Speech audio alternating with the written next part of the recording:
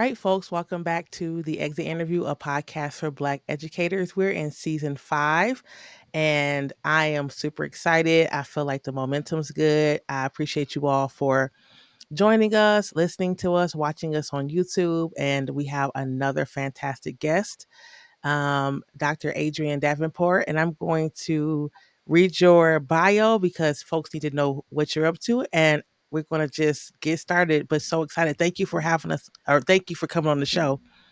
Thank you for having me. I'm very excited to be here. Yeah. So Dr. Adrienne Davenport is a veteran educator who has served as a teacher, instructional coach, and building level administrator. She is also the author of Amazon bestseller My Hope is Built: Reflections of Faith, Grace, and Resilience from an Educational Leader, and her most recent release, Stand: 5 Powerful Strategies for Overcoming Barriers to Becoming an Instructional Leader. Dr. Davenport also serves as an adjunct instructor at Anderson University. She is the owner of Dr. D Consulting LLC, which provides instructional leadership, professional development to individuals, schools, and districts. She is passionate about education, and her interests include educational policy and instructional leadership. She volunteers in her community through various organizations such as the United Way. In addition, she works with the youth at her church. Dr. Davenport loves to read and she enjoys music, walking, and spending time with friends and family. Again, welcome to the show. Thank you. Thank you. Thank you for having me. Yeah, I have to say, this is not on here, but you are quite busy on LinkedIn. I see you in different organizations and programs and doing different things and just really out there in community and being like I don't want to use the word busy, but I guess productive and just showing up, and I know the community appreciates that. Yes, very much so.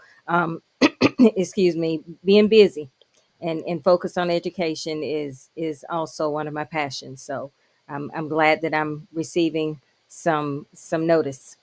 Yeah, yeah. And what's interesting is it's been a while. We've been trying to get this schedule, and I'm glad we finally got you on the calendar. And so we'll just go ahead and get started with our first question.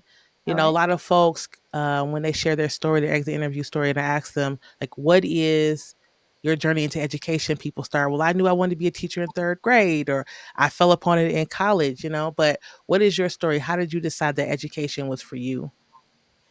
I've always loved learning. And unlike many other educators, that was not a dream that I had growing up to be a teacher per se. So I guess I didn't think about it until recently. I was in a on a online type of thing, and people were talking about their experiences. And I guess I am a second career educator. But after I finished my degree in English at that time, being a paralegal was the going thing that was going to be a top career for the 90s. And so I went to a paralegal program, did not find a position in that field, and found myself substituting at my former junior high school.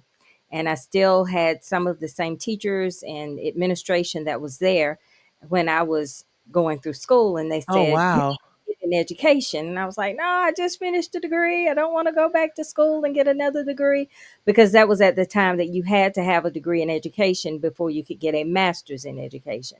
So essentially, they took all of my credits from my first bachelor's degree, and the only thing I had to do was take education classes, and it just clicked. Everything just clicked. That was my niche.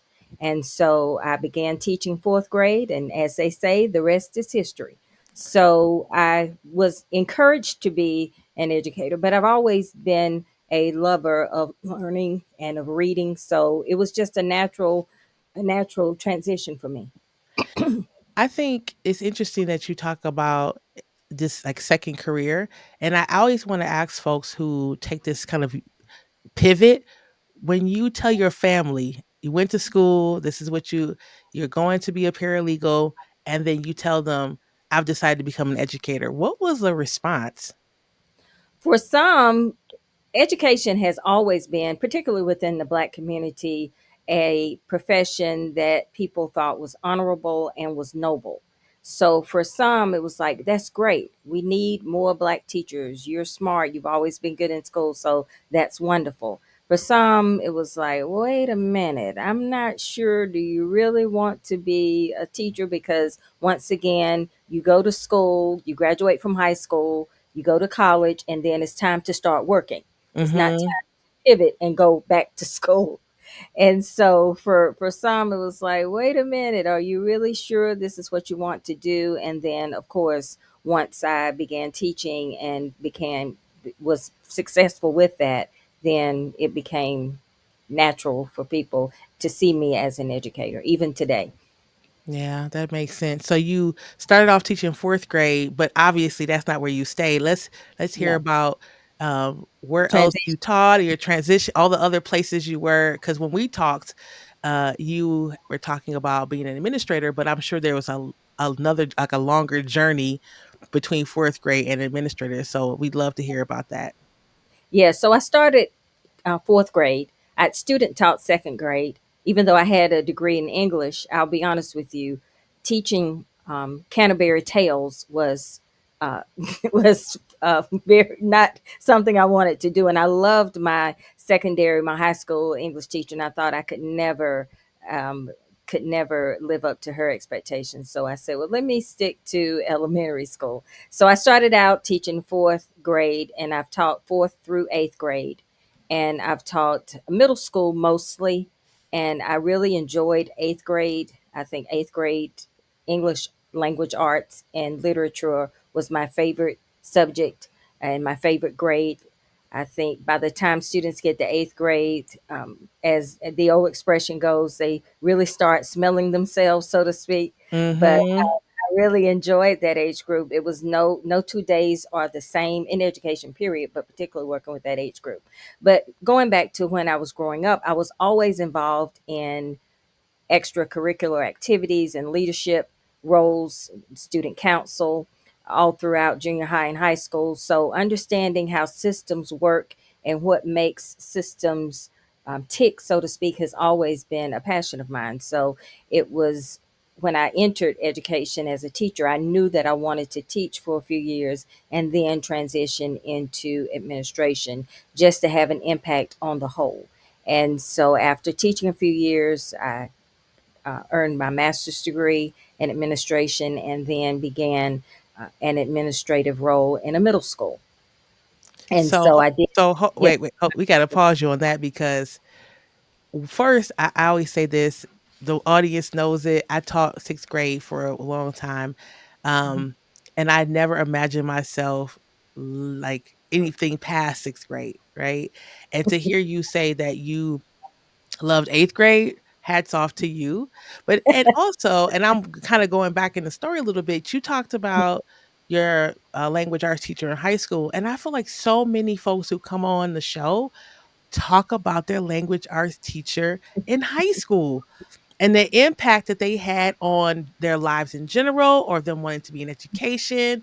And I just find that so fascinating. And I wonder what it is about the impact or the topics, the books, the way that they can have conversation in high school and in that language arts space that helps people believe that education, like going into education is for them. So shout out to your language arts teacher. That's the first thing. And the second thing is, Yes, you taught, like again, teaching middle school to me was fun and tough.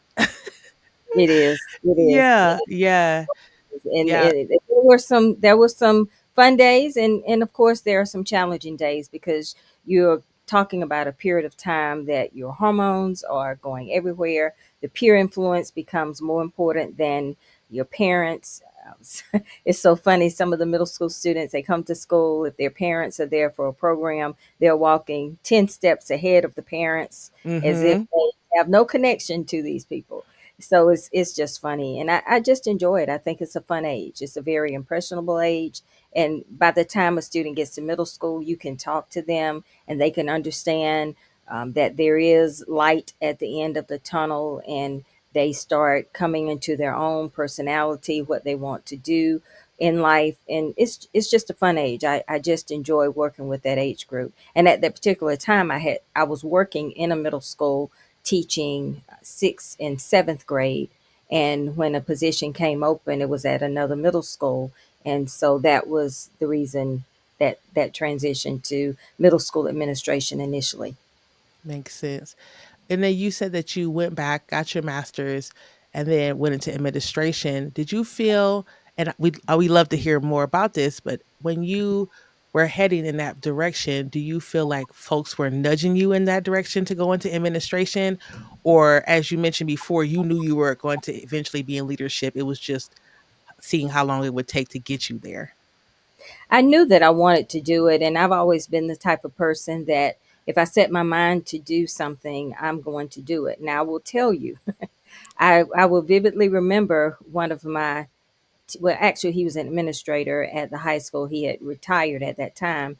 And I remember running into him one day in the grocery store when I was teaching and working on my master's degree. And he asked me what I was up to. And I told him, he said, no, no, no, don't get into education, administration. You will be hated by those that look like you because they feel like you should give them a break. And then for the other ones, it's going to make it challenging. Don't do it. Don't do it. And he was laughing when he said it, but there was probably some element of truth in his advice. But that Hmm. did not dissuade me because once again, I'm a big picture person. I see the forest as well as the trees. And I know that my commitment to children, my commitment to education was something that I could bring to the system. So I just forged ahead. I know that's right. So yeah, tell us about that part, that administration journey. Did you start off as an assistant principal? Like, what did that look like for you? Yes, I started off as well, they call it an administrative assistant in my area, which is basically you use one of your teaching allocations for administrative support. But for all practical purposes, you're an assistant principal. That's how you're viewed by the teachers and by the parents and by the students. So I did that for 3 years, and then the position was eliminated. So I returned to the classroom to teach for a couple of years, and then I was able to re-enter the administrative ranks in another district at an elementary school, and I did that for a year, and then a principal position came open in another district, and I was able to get that position, and it was a wonderful experience. Had a lot of success there, some challenges as well. As any person that enters administration, I don't think gender ethnicity has a lock on the challenges that you face, but still maintain contact with every school that I've been able to forge relationships and still maintain contact with people I work with. So that's one of the things that I do enjoy about education, the human aspect of it and the good people that you meet along the way that are able to impact your journey. And so I was principal at an elementary school, and then the superintendent said, "Hey, we need you at the middle school." And I was like, "Wait a minute, I don't want to move," because at that time I was in the middle of my dissertation. Okay. Yes. And Yeah. so I was like, wait a minute, that's another challenge on top of the challenge of navigating that self, self, self, um, that journey of self. And it's somewhat of a selfish journey too, because of the time that you're putting into it. But at any rate, I did transition to the middle school and did well there, and was afforded an opportunity to go to a larger district, and was able to be successful there. And so most of my experience has been a principal at the middle school level. So this is interesting because what I hear you saying, more than the experience at the middle school level, is you said I went from one district to to another and kind of did this move around. Right. And I know that there are folks who are in teaching or administration or paraprofessionals, school psychs, who get into a school district and want to stay in that district forever. Maybe Right. because they have, friendships there. Some people I've heard say that they're afraid to interview at another district, or they're afraid the other district is not going to be like the one they're in. And you said it seems like wherever I need to go or whatever is best. So how did you, and this, I know this goes back to leadership piece and your vision, but I just want to ask again, I'm Mhm. assuming it is. I want to ask again, how is it that you decided that district to district was just something that you were going to be okay doing, knowing that there are folks who would like to be in the same district their entire career? Right. I will say timing, context, and opportunity. So timing is very nuanced, and sometimes there's it's hard to describe, but sometimes there's this soft, sweet spot, so to speak, of when you know in your gut that you have to take an opportunity. And I believe in the adage of, if you want something, you have to go out and get it. Opportunity is will knock at the door, but you have to open it. And also, I often share this story. There are only two people in the world that will give you what you want because you want it, or they may, I should say, if you're lucky, two people, and those are your parents. Okay. I've eaten my broccoli, I cleaned my plate, I've cleaned my room. So now you deserve whatever the reward is, or whatever it is that you wanted to do. Well, it doesn't happen that way in your career. So you have to be steadfast. You have to pray about what it is that you want to do and take advantage of those opportunities. And nothing ventured, nothing gained. And you do grow when you're in another space, even if you're within the same district. If it's a large district, sometimes transitioning to another school, because every school has its own culture, its own different set of human resources. So that can afford you another opportunity. And with each step that you take, it's an opportunity for you to grow. So I do encourage people not to be comfortable staying in one place, because sometimes that can derail you, because when you get too comfortable, you don't grow, you don't take advantage of opportunities, and you can become somewhat stale. So I do recommend people to seek out opportunities to grow. Sometimes people can pick up and go to another state. Sometimes people can pick up and even go to another country. But there are, generally speaking, several districts within the area where you live. So you could Mm-hmm. 5 5 minutes down the road, you could be in another district, or maybe even 30 or 45 minutes. So there are many opportunities. So cast your net wide. Yeah, I love that. Um, as an administrator, in the middle school or elementary school, how did you, knowing that, from what I can see from my good friends, shout out to folks like Unique Cooper, who's a principal here in the area, and lots of principals that I know. What did you do to take care of yourself, knowing you had these long hours that you had to be at basketball games and parent conferences and just all the personalities that you had to contend with? What was some of the strategies, if you have any or had any, to take care of yourself while you were in that role? Well, I try not to take myself too seriously, and understand that it's a job, it's a career, it's a passion. And I also would tell people that it's possibly a comma in my eulogy, if it even makes it to my eulogy, because I may have many things that I do, and then it's like, oh, I forgot she did this. So I think through prayer and supplication is a big part of what I do. I can't say I always took good care of myself, because you do eat a lot of junk food, uh, A a lot lot of of pizza, pizza nights. a lot Yes. of pizza, a lot of candy. I love candy, so I always had candy on my desk. Or we have meetings, and teachers love chocolate, so you can't have a meeting without chocolate. So you find yourself eating things that you shouldn't eat. But I also had a time that when I left work, then that was it, and I was able to compartmentalize that. And a lot of people aren't, because as I'm talking with colleagues over the years, they would say, "Well, what time do you get to school, or what time do you leave from school?" And so I had a family, and I also had other interests. So when I left work, that was it. And when I came back the next day, then of course I continued on with my job. Now, as an administrator, you're never really off, because you have a phone that the district gives you that must be on at all times. And so particularly as the toward the end of my principal career, the nature of the job changed. You're a middle manager, and there's a lot of detail and a lot of responsibility that goes into the job. Like I said, you're on call 24/7, and so it does make it hard to kind of compartmentalized to a certain extent.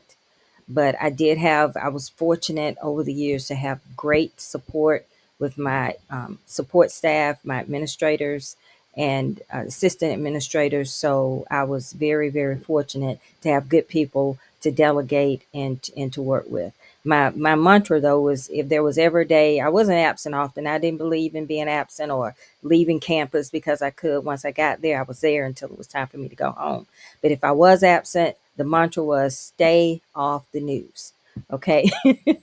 Do not do anything that's going to get us on the news. And fortunately, they were able to do that. I love that. And that I think, I mean, I've never been an administrator, but that having a support team like you're talking about is so vital.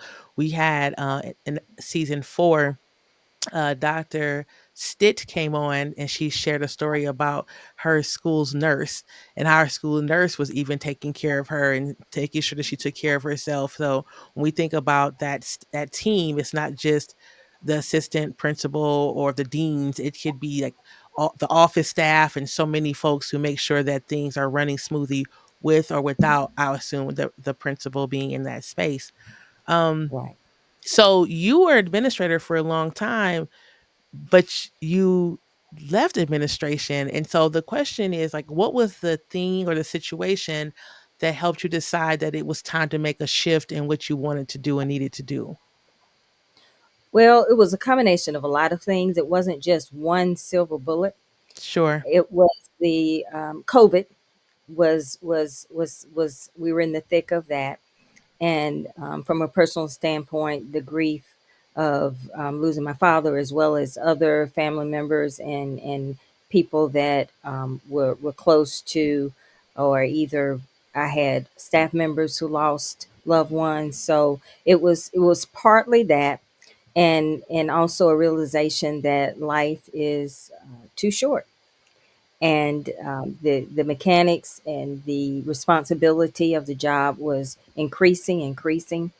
There was a time that I thought that perhaps maybe education would pivot a little, because we saw what we could do in a matter of 24 hours when we got the call that schools were going to be closed, and what we were able to do to try to keep schools moving. Of course, we had the what we call the COVID money, but the extra funds that came to help try to close gaps, and for the technology that was needed to be able to have school virtually, all of the things that we were able to come together and try to solve after COVID, after we were quote unquote returned to school and quote unquote were returning back to normal. We just forgot about all of those out of the box things that we Yeah. were able to implement. And that was a little bit discerning. And it's also one of those things when you know that you are are done with a particular thing, then you just know in your heart. And also, this was actually the eighth year I had been in that particular school. And I'm a firm believer in seven being the number of completion. And I stayed actually a year longer because of COVID, because things were just so topsy turvy. And it was just time for me to move on. I felt like I had done all that I was able to do in that setting. That season was over, and it was time for me to move on. And I tell you, I took a faith walk, because most people, particularly at my age, my stage of my career, for me to leave and not know where I was going to land, some people probably thought that was crazy, Yeah. and probably thought that there has to be something else. There has to be another reason.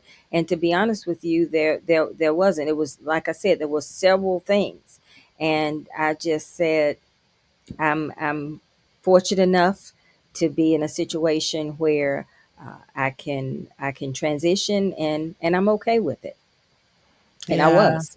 Yeah. I think this we talked about this before, when we were just meeting about this faith walk, right? And how in education, the type of people who go into education typically have certain things. They have a plan, a set, and one thing to the next. And to tell people, especially in that particular setting, I don't know what's next, but this isn't it. Right? And I'm gonna have to figure it out. God's gonna show me the ancestors, whoever, and tell people that with a straight face. People get so Right, confused because they can't imagine that right, there's not like, oh, surely you must have a job somewhere else. Are you just not telling right, us? right, And to say like, oh no, no, for real, I don't know. It's right. sometimes hard for folks to swallow. Right. It was, and for some of them, and then for some, they knew that whatever my next steps were going to be, that I was going to be successful. So for those that were true colleagues and were true friends, they didn't have 1 ounce of worry about whatever my next step was. And I've always been a pretty level-headed, practical person, and so they trusted that I was going to be able to take this faith walk and be able to do it successfully. So I've never left any place on a bad note, and I've never left any place that I could not return. And not everyone can say that. So for that and for many other reasons, I'm proud of the work that I've done over the past 31 years, and that I will continue to do for as long as I choose to do. And for that, I am thankful and appreciative and grateful. Yeah, and I know that you mentioned that you left administration, but then you found another path in a different district. And Right. so we'd love to hear more about what that journey looked like, because this is an exit interview, but for you, it's an exit interview on your role as a principal and not necessarily your role out of a traditional K-12 space. So tell us about that decision to go to the next district, what you're doing there. And we're going to, of course, talk about your book and everything else, but Okay. we'd love to hear how that came about as well. Yes. So I wanted to obviously continue to work with children, working in education. And instructional leadership has always been a strength of mine. I understand instruction. I'm a nerd, I guess, when it comes to instructional practices. And I'm always reading blogs or articles or following educators on social media, particularly TikTok, which I'm going to miss some of the educational policy and educational creators on that platform. But at any rate, I knew that I wanted to continue to work with students, and so being I initially was an interventionist working at a school that had a majority ESOL population, some of the sweetest kids I've ever been around, and it kind of restored my faith in humanity a little bit. But Yeah.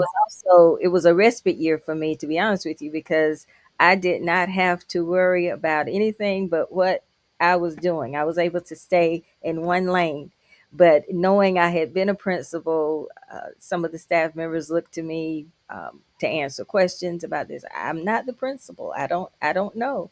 And I was so happy to only have one key to have to keep up with. So it was really wonderful. But it also gave me an opportunity to see things through the lens of teachers, because of course I had been in administration, and even in administration, even if you do spend time in classrooms, you do spend time having conversations with teachers. It's a different thing actually being in the role of looking at things through the lens of a classroom teacher, that the teachers that I worked with, the students that we shared. And after that, the next year, an instructional coach position came open in that school, so I transitioned to that. And that's sort of a quasi admin role. It's a role that I think perhaps maybe in certain areas it's used effectively, but knowing that I've always it's hard to go into a situation not going in it through the lens of your experience. So even though I'm no longer a principal, it's hard for me not to look at situations through the lens of being an administrator. So I'm able to provide input and to provide some guidance for administrators in my role, but at the same time, I'm focusing on trying to improve instruction and trying to improve outcomes for students. And so that's something that I've always enjoyed. So it's been a good transition. Yeah. I want to go back to that same question I asked at the beginning of the show, which is, what did your family say? Because I know that people really get caught up in the move up the ladder. And did you take a pay cut? And I don't need you to answer that, but what was the conversation that people were having with you once they heard, like, no, I'm doing this instead? What did that sound like? What did that look like? Once again, the people that know me, that are close to me, my family and friends, they trusted whatever I was doing was going to be good for me. And at the end of the day, you have to be happy and content with you. And so if I was happy and content with what I was doing, then they were happy as well. If I had been, oh my goodness, I don't know what I'm going to do, I'm wringing my hands, then I'm pretty sure they probably would have had more concern.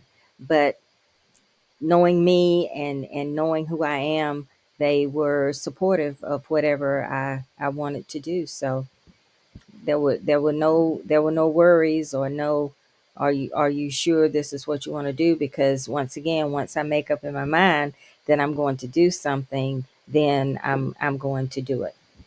Yeah, I love that. And that's a great lesson for all of us, right? Is that, you're going to have folks who are going to support you. And even if they don't, if you know what's best for you, you need to go ahead and move forward with what you plan to do, because you have Right. no idea the impact that you could be making on first yourself and then on other people by making that decision, whether that be to go in from one position to another, to transition out of education entirely, whatever that situation is, you have to do what makes sense for you. Um, so when we get back from our break, I have a few more questions, and I really appreciate this conversation because you are the first person who's made this transition on and is talking about on the show. So this is awesome. We'll be back in a minute from our break. What's up, beautiful people? It's me, Dr. Asia of The Exit Interview, a podcast for Black educators, with a quick announcement. I'll be recording my podcast live in two different locations coming up soon.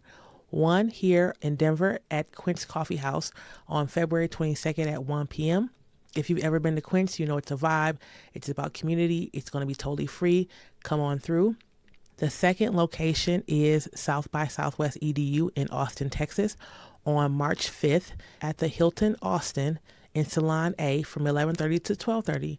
So if you're in town, either in Denver or in Austin, be sure to come through. Unfortunately, South by Southwest is not free, but if you have a ticket, please make sure to come through. All right, peace. All right, welcome back, folks, to the Exit Interview, a podcast for Black educators. We're here with Dr. Adrienne Davenport. And so we're on the second part of the show where you've been an admin for many years. You've been in education for over 30 years, correct? Correct. Yeah. And so I would want to know, based on what you've seen at all levels of education that you've been a part of, what do you think that schools and districts and unions can do to keep Black educators in classrooms and also make sure that they're well as much as they can as they're in that role as teacher or para, school psych? What do you believe that they can do? Well, in order to keep teachers, you've got to get teachers, and we have to be good ambassadors. Those of us who are educators, we have to be good ambassadors of our profession. We also have to encourage our young people to consider education as a viable career. Now, with our Department of Education at the federal level possibly being dismantled, with the push for vouchers to be used, public dollars for private schools that can choose whoever they want to matriculate through their school. There are definitely some challenges and um, some hard obstacles, I guess you could say, that we're up against when we're trying to promote education as a profession. But I still contend that we all have to learn, we all have to be taught, no matter what area, whether you're teaching in a charter school, a private school, a homeschool, we have to have an educated public at a minimal in order to keep our Hmm. systems going. And so we have to do a better job of promoting education as a viable profession, not only from the money standpoint, but also from the working conditions. So, in terms of our expectations that we have for teachers, there's a certain impossibility to the job that they have to do when you are one person and you have 26 to 30 students in a class, and a third of them were not prepared for that grade level, and you're having to differentiate instruction for, once again, 26 people. You don't have any type of aid or in class support, a minimal planning period each day. And the idea of that self-sacrificing teacher is doesn't exist as it used to, where you would Mhm. stay at school until 6 or 7 o'clock and then come early and stay late. That image of a teacher just does not exist anymore. And I'm not saying that's necessarily a bad thing when you're talking about work-life balance and quality of life, and because the challenges that we have as teachers are far greater than they were when I started out 30 years ago, for a variety of reasons. Not only the instructional program, but also students are not coming to us prepared to learn like they used to be, not only from an emotional standpoint, academic standpoint, a social standpoint as well. Yeah. So we definitely have a lot of challenges that are in front of us. So we have to get more people in education. We need to change some of the structures that we have in place. Not saying that money is not needed, because it is needed. I do think that looking at sports, I think about college sports because I do keep up with college sports. And if you had told me 5, 10 years ago that we would have transfer portal and Neil controlling college sports, I would have been like, no way. And so we can think outside of the box to in other areas. I think we can do the same thing in education. And so, an example would be one of the things that keeps people from, or Black people from, entering teaching is the cost of getting a degree. And Mhm. so, if you're a state employee, if you want to major in education, perhaps there should be some type of a reduction in tuition cost, or perhaps maybe on the job training, which they do have alternative pathways now more so than they used to for those that may have a degree and want to transition into education, but more programs that is they are going to offer some incentive for those who want to teach. Or if we do give you this money that's going to defray the cost of your tuition, then you in turn have to give 5 years back to the school district to support the system, not just get a degree and run. So I'm pretty sure there are all types of programs out there, but it has to be enticing. And then another barrier for us are the praxis exam, and not being able to pass the exam because of some of the cultural biases or the lack of preparation. Not really sure, but we need to have, and some districts do have programs where they have days that you can study, and they will provide a substitute so you can have a block of time to study for the praxis, and they will reimburse the cost of the exam upon a passing score. So Mhm. those types of programs are definitely needed. And then once you get into the school, having not being afraid to have affinity groups exist that will support the other teachers. I will say it has been my experience that Black teachers tend to gravitate towards schools that have Black administrators. Yes, yes. And that's just the nature of the beast. You typically are going to feel more comfortable around those that you have something in common with. And so, where there's a dearth of administrators, there likely going to be a dearth of teachers as well. And so that's another issue. We've got to make sure not only are we getting Black teachers in the classroom, but they also have to make sure that those Black teachers have the skills to be able to become teacher leaders. Instructional leadership is key, and that's where you're going to get your principals are going to come from the ranks of your teachers, and so on. So not to say that you can't be a teacher before you're a principal, but it makes it hard to for people to buy into your leadership when you've never done what they've done. I don't think you have Yeah. too many college coaches, football coaches that didn't play football. So Yes.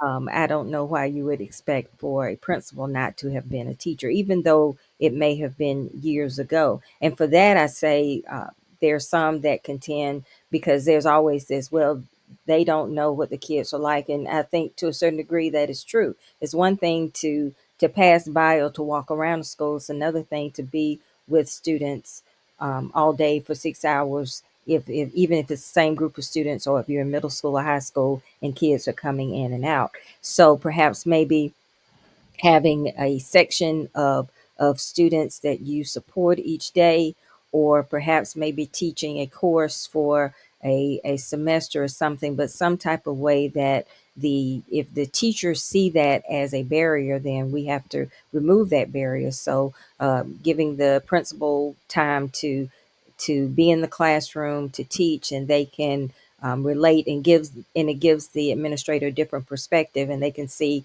the challenges that the teachers have, and that can perhaps maybe um, can also help retain teachers, or perhaps maybe um, have a I guess, for lack of a better word, a smoother instructional program, or even the climate or the culture can definitely be impacted by knowing that the administrator has walked in your shoes recently, not just maybe 10, 15 years ago, but they know Hmm. exactly the challenges that teachers are dealing with today. Yeah, I love that. And I hope that the folks who are listening, who are administrators, are hearing what you're saying, especially this idea of being a good ambassador, right? It's one thing to try to convince folks to go into education, but then they see you showing up in community, even, or showing up in your role as a teacher, as a school psych, as a social worker, and they don't see you as someone they would want to work with. And Right. so we have to keep that in mind. I'm no longer in teaching, Yeah. but folks have to keep that in mind. So we know that you're an instructional coach. We talked about these two books. Tell us, what else are you doing? Because it sounds like you were on a roll here. We see your LinkedIn, we see all the things. Tell us about the books. Tell us about what you're up to in community. We want to know all the details.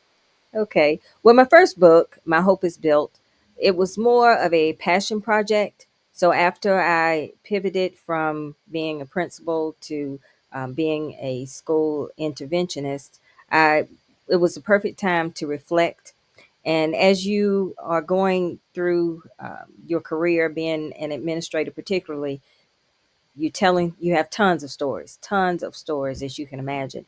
And people always say, you need to write a book, you could write a book. And so I did.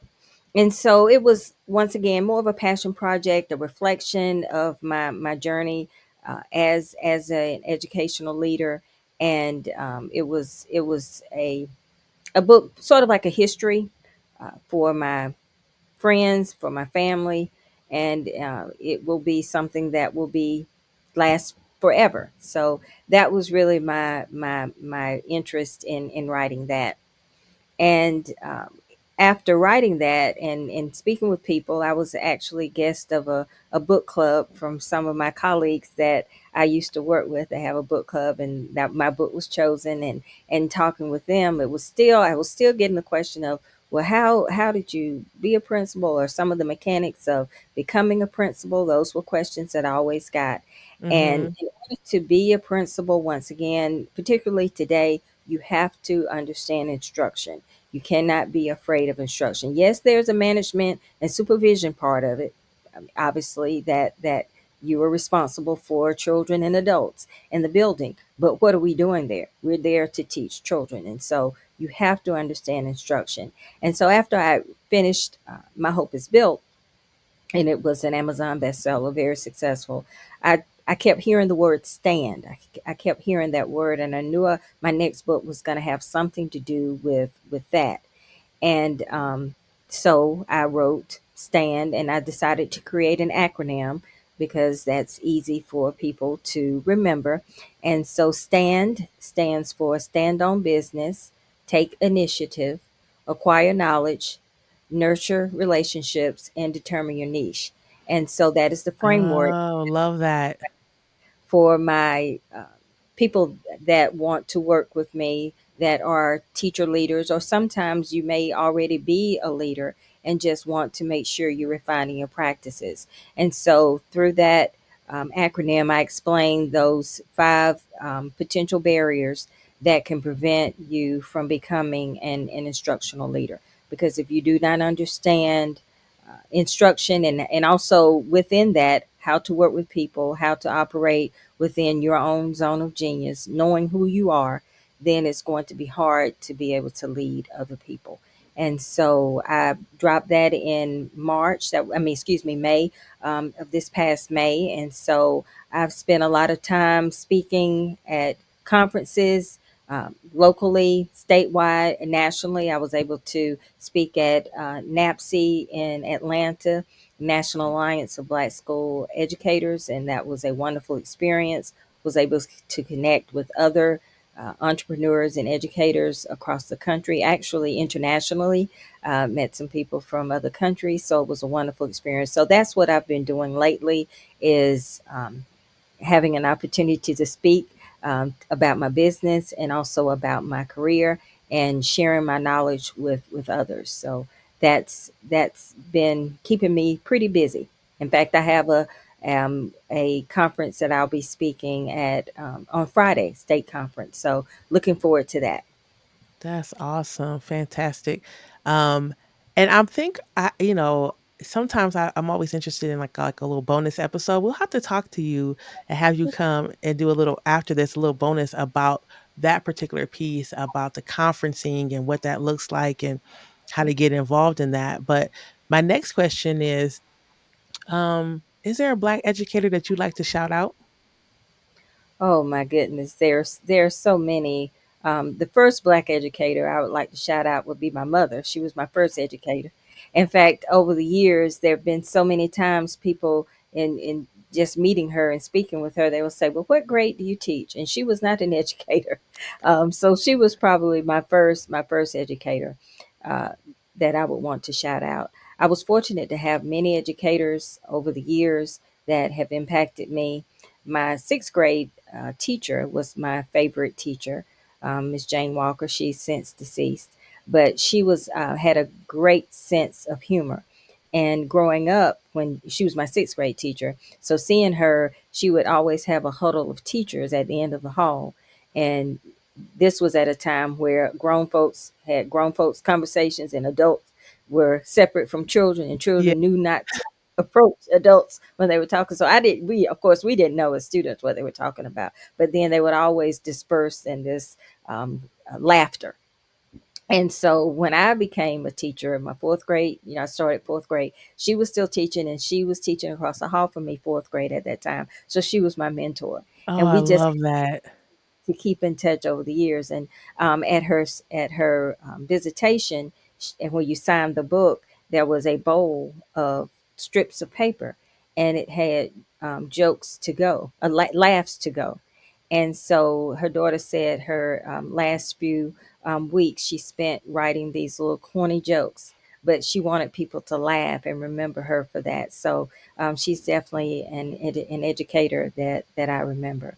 And oh, there are too many educators that I've supervised that I've worked with to call out one, but the ones that really made a difference in the students' lives. There was a teacher that I worked with who the students didn't write their names at the top of the paper. They wrote author because she was a ELA teacher, or historian because she was a social studies teacher. She taught ELA and social studies. And she had those students believing that they could read Harry Potter, which was one of the most popular book at that time. And so Yeah. we kind of had a rule that you had to pick a book that was a just right book for you, but then the other book you could pick whatever you wanted to. And so just having the students believe that they could do anything. And I've been fortunate to have several teachers that I've worked with over the years. So shout out to them. And there's a huge sacrifice that teachers make. And a lot of times it goes unnoted, or either people take it for granted. But I've known of people that have given a lot to the school, to their students, and that's what makes our world the way that it is. I mean, no one can be anything without a teacher. The teacher is the reason for all other professions. So, hats off to teachers. Yes, thank you so much. Beautiful. And the story of Jane Walker and the jokes, I love that. And I was just imagining her doing that, just Yes, really to her end, right? It was just bringing joy and light to people.